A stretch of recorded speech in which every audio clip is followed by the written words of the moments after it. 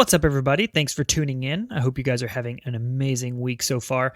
I'm going to try out this new episode type where I take some of the backlogged articles that we have at christincapital.com and read them out, put them in audio blog form so that you guys can take a listen.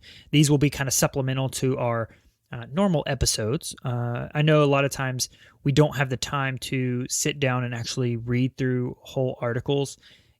Unfortunately, we go based on headlines. We read headlines and we, develop our opinions about the current day issues based on that. So we really need to get into the habit of reading our articles. So what I'm going to do, I'm just going to throw these articles, just read by me, into your podcast feed. Take a listen, and I hope you guys enjoy. Thanks.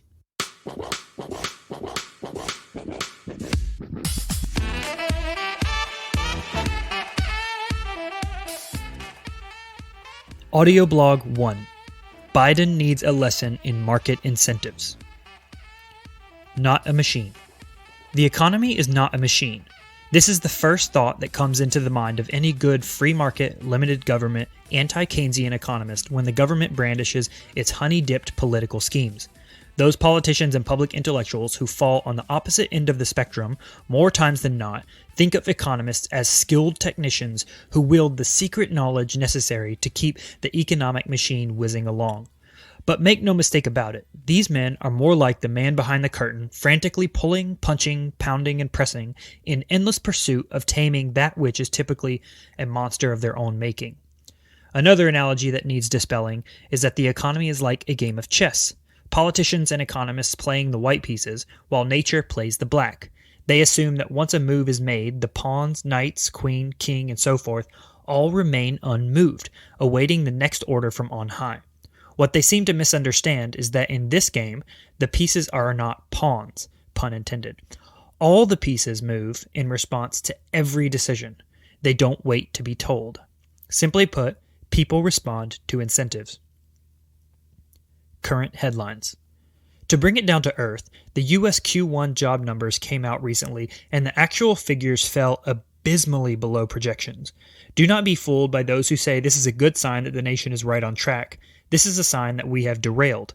The men behind the curtain pulled a lever that included payments to people who, get this, were uncomfortable going back to work and who were actively seeking employment.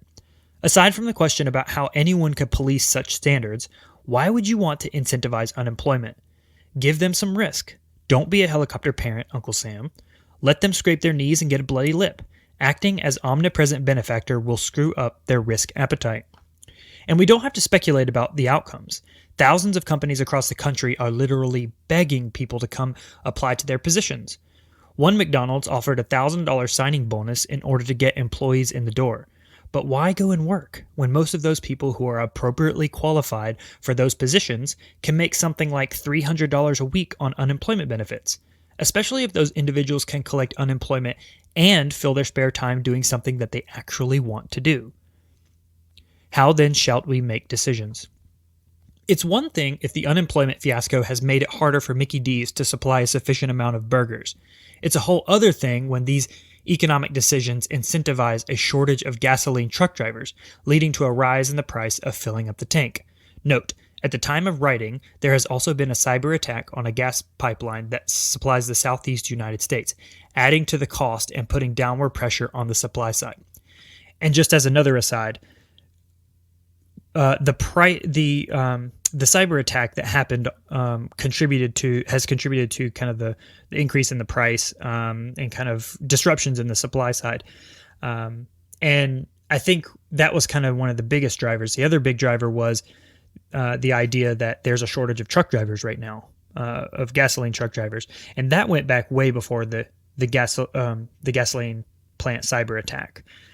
So they were predicting this back in April, I think, March-April timeframe, because during the pandemic, some of these licensing agencies that basically give licenses to truck drivers that drive these gasoline materials, they have to have certain, they have to be registered a certain way and licensed a certain way, and they were shut down during the pandemic. So a lot of truck drivers just didn't get their license renewed, or they went into early retirement, things like that. So there's lots of things that are kind of convening at one point to make gas a lot more expensive. And so that's what I was kind of going for here. But the idea that some of these truck drivers probably looked at this unemployment benefit and said, hey, this is a lot of money. And, working, however many hours a week is not getting me, enough.